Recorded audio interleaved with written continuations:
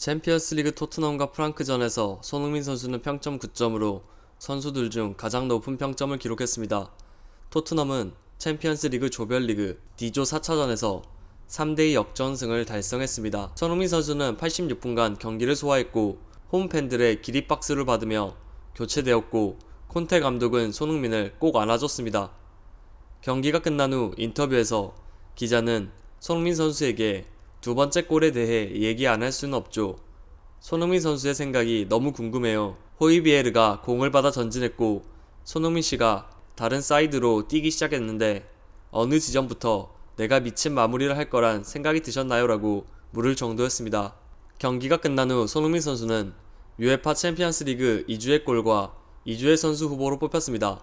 이번 경기는 프랑크 소속의 일본인 축구 선수 2명이 뛰었고 카마다 다이치는 선제골을 기록하면서 일본 팬들의 반응이 다양했습니다. 단지 손이 굉장했다. 도대체 몇 번 스프린트 한 것인지 6개 모두 유효골이었고 모두 달리기를 하고 있었다. 무엇보다 팀의 움직임이 최근 제일 좋았던 것처럼 보였다. 소는 아시아인이 떨어져 있는 스프린트 능력과 기술을 가지고 있다. 카마다도 스프린트 능력을 더 갈고 닦아야 한다. 일본인에게 너무 부족한 능력을 손을 보고 배워야 한다. 왜 그가 득점 왕이었는지 증명한 경기야. 카마다도 독일에서 열심히 하고 있지만 역시 리그와 실력의 차이가 명확했다. 챔피언스 리그에서 영국 리그 토트넘을 상대로 그다지 통용하지 않은 일본인, 독일 리그 라이프치히에서도 그다지 통용하지 않는 일본인, 월드컵에서 어떻게 될지 쉽게 상상할 수 있어요. 일본 인터넷인데 카마다의 골보다 손 쪽이 인기가 있네. 카마다는 내다버려. 카마다가 골을 넣은 걸 기뻐하기는커녕 기분 최악이라고 외치는 놈들밖에 없어. 그래도 카마다는 손과 1대1에서 모두 이겼어. 최근 트렌드도 중국계가 들어오고 있고 일본 SNS를 외국에서 꾸준히 주목하고 있는 현상을 보고 위기감을 느낀다. 진짜로 일본인 노력하자. 한국인들에게 굉장히 말렸다. 하지만 손흥민과 카마다 실력차가 너무 많이 나서 아무 변명도 할 수 없다. 카마다는 일본에서는 굉장하지만 손흥민과 비교하면 달과 태양. 지금 일본 대 한국이 시합을 한다면 일본이 대패할 것이다. 카마다가 눈에 띄었던 것은 한 개의 득점과 두 번의 손의 해트트릭 저지, 그 외에는 없었다. 이날 코너킥 정밀도도 나빴어. 기본적으로 케인에게 완전히 압도돼 있어. 오늘 경기 결과는 손과 카마다의 차이군요. 10명은 거의 호각이었는데 손과 카마다에만 차이가 있었기 때문에 프랑크푸르트는 졌고 토트넘 하스퍼는 이겼어. 카마다군, 마음 쓰지 마세요. 상대가 세계 슈퍼스타일 뿐입니다. 손흥민 위의 스트라이커는 한 손에 꼽힙니다. 카마다의 골에 흥분했지만 순식간에 손흥민에게 2점 잡혔다.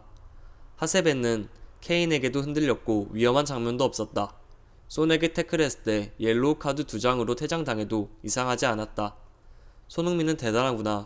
왜 대단할 수 있는지 누가 가르쳐 줬으면 한다. 축구는 같은 기량이면 마인드가 좋은 사람에 활약한다고 들었지만 그 외에도 손흥민은 기술, 정신 굉장한 건가? 한국을 싫어하고 한일전은 보면 기분 나쁜 일이 많다. 하지만 손흥민 같은 스트라이커가 일본에 전무한 것도 사실. 지금 일본 대표 스트라이커랑 비교해봐도 한 수 혹은 그 이상 뛰어나다. 부모가 자신에게 매를 들어서 그런 듯 박세리도 아버지의 엄격한 지도를 견딘 결과 지금의 자신이 될 수 있다는 것이다.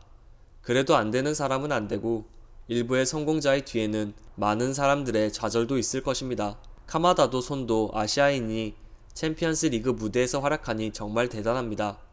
이전이라면 상상도 하지 못했겠죠.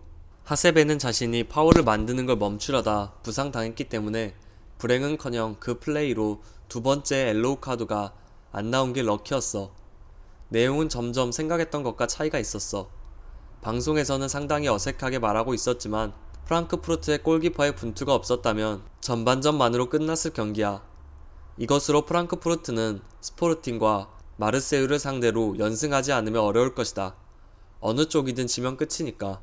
상대에게 퇴장자가 나온 탓인지 이상하게 여유를 내고 흐름을 놓칠 수 있었는데 실수가 조금 아쉬웠어.